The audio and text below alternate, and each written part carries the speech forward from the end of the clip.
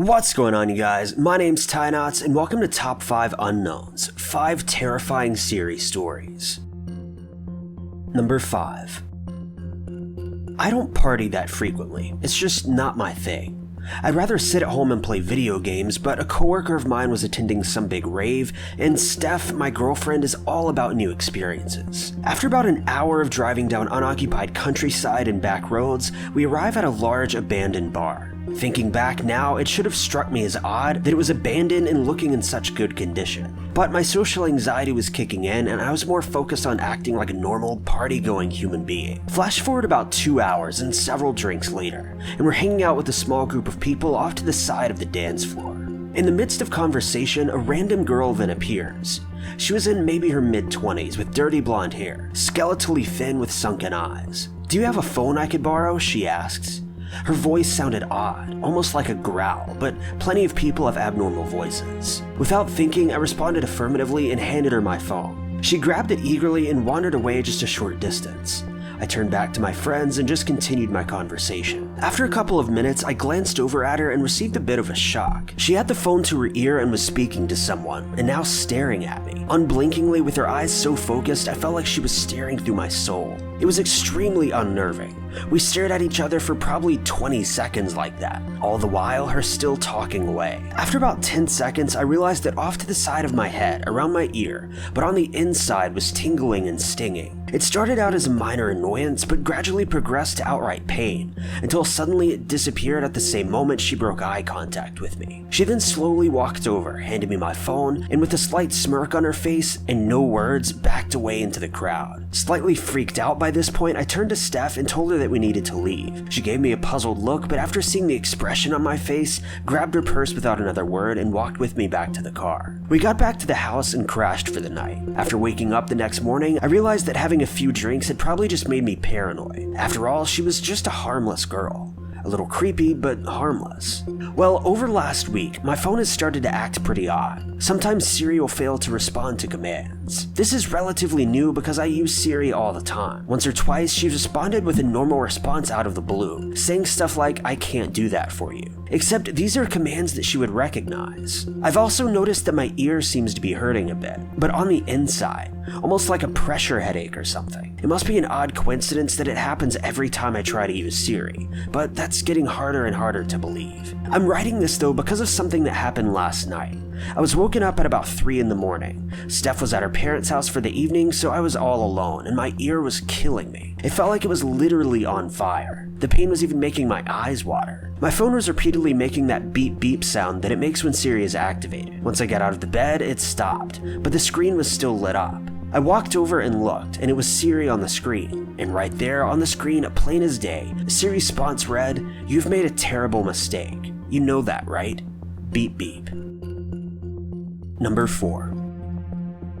My mother passed away recently, and she was only 35. She had me when she was very young and just barely 17. Since my father was never around, I went to live with my grandmother shortly thereafter. She was an old and bitter woman, but she became much quieter when I came to live with her. Hours and hours she would just sit rocking back and forth in that chair of hers, mumbling under her breath. I'd keep hearing her say Jenny.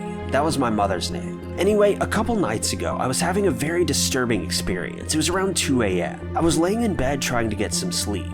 I hadn't been sleeping well, as you could imagine. Just as I was about to drop off, I heard a familiar beep beep sound spring from my iPad. I opened my eyes to see the screen lit up, casting an eerie shadow of my chair along the back of my room. For some reason, SIRI had been triggered. After a moment, it double beeped again, and I saw the screen change. I reluctantly climbed out of bed and made my way over to the chair. The iPad displayed a list of suggested things to say to SIRI to warrant a response. In the top right-hand corner, it displayed a word that had been said: help.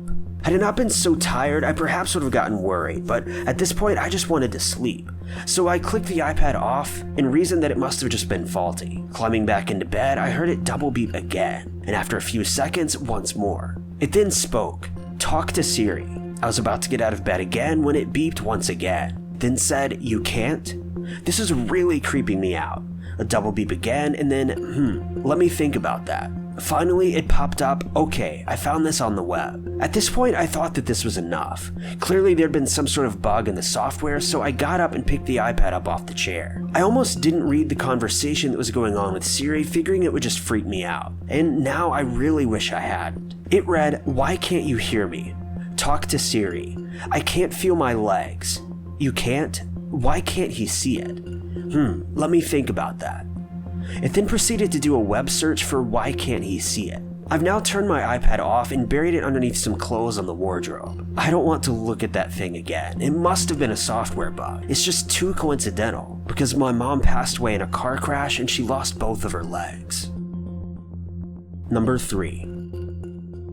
Jane got her first iPhone for her 16th birthday, and it was the best gift she'd ever received. She couldn't have been happier. She spent every second of her free time on her new phone. The day she got the new iPhone, she started asking Siri questions. She asked Siri every single question she could think of, like, "How old are you? What's the Earth's atmosphere made of? And who's the oldest living person?" But after a few months, Siri's tone started to change to where she sounded almost annoyed. Now, that obviously couldn't be, right? But Jane just kept asking more and more questions. Well, on Jane's 17th birthday, she asked Siri yet another question, but Siri's response was, "I'm sorry, I don't understand." Jane asked again, but got the same response. She then got so angry that she threw her phone against the wall and the screen shattered. When she realized what she'd done, she knew she couldn't tell her parents, so she buried the phone in the backyard and told her parents that a kid at school had stolen it. All went according to plan, and her parents eventually bought her a new phone. But that night, as she was drifting off to sleep, she heard a woman's voice drift into her room with the breeze from her open window.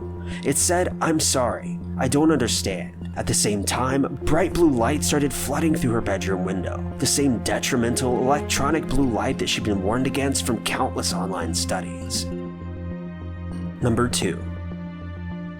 Jake was tired of driving around all day for $5.50 an hour, and tired of being the butt of everyone's joke, and tired of Siri. He'd been having issues with his new iPhone since he'd bought it. The unique Siri beep sound soon became engraved in his mind. Every night without fail, he would endure senseless hours of searching. He made an appointment with the Genius Bar, but they hadn't found any problems with it. Sitting down on his bed, he posted a listing. "Pristine condition iPhone. Always been in a case, no signs of wear, and it's like new." He expected the phone to sell within 5 days or so, and thought that he could live with it for that much longer. It was then that with only 2% battery remaining, his iPhone lit up, stating, "Deleting eBay listing for item number," and proceeded to list the number for his iPhone. Jake bolted awake. He then heard the beeps again. Reading the screen, he groaned. Posting a listing took long enough to begin with, and now he'd have to take the time out of his day to do it again. It then popped up again. Sending image 792.jpg. He then grabbed his phone and went straight to the File Explorer app that he downloaded. 792.jpg was a horror story, a creepypasta that he'd screenshotted from the internet. His phone then responded, looking up real-life creepypasta. Articles then appeared on his screen where criminals had defended their actions using the poor excuse of "a creepypasta made me do it." He then read through a few that were actually quite interesting, and Siri popped back up again, looking for "where should I stab someone if I want them to suffer?" At this point, Jake simply ignored it. The phone was going straight to the store. Even if they only gave him $50 for it, at least it would be gone. It then popped up again, looking up "how do I cover the mess in my hallway?" There was no point in listening to it anymore. He just lay facing away from it, trying to ignore the beeps and that creepy, irritating voice. It then said, looking up the perfect crime. Number 1. About a month ago, my fiancée and I drove to North Carolina for her cousin's wedding. We were staying in this old cabin in the middle of nowhere with her family, so the setup was already something from a horror movie. We were staying in the bedroom in the basement, and on the second night in, I got up around 2 a.m. to go to the bathroom. I took my phone with me to use the flashlight so that I could actually see. I then set the phone down, whipped out my hog, and started peeing. I then hear from the corner of the bathroom, "Is there something I can help you with?" I froze solid and my heart rate jacked. It took me a few seconds to realize that Siri had gone off on my phone by itself. A few seconds later, I started getting lightheaded and tingly and started blacking out. It scared me so bad that I was actually passing out. I had to finish as fast as I could so that I could sit along the side of the bathtub and wouldn't fall and hit my head on something. So even though it seems weak, I've never been scared so bad that I almost passed out. To make it more embarrassing, I'm a 6'3", 210-pound man. So thanks, Siri. Thank you guys so much for watching. If you liked this video, be sure to click that like button. Also, don't forget to subscribe and click that notification bell to keep updated.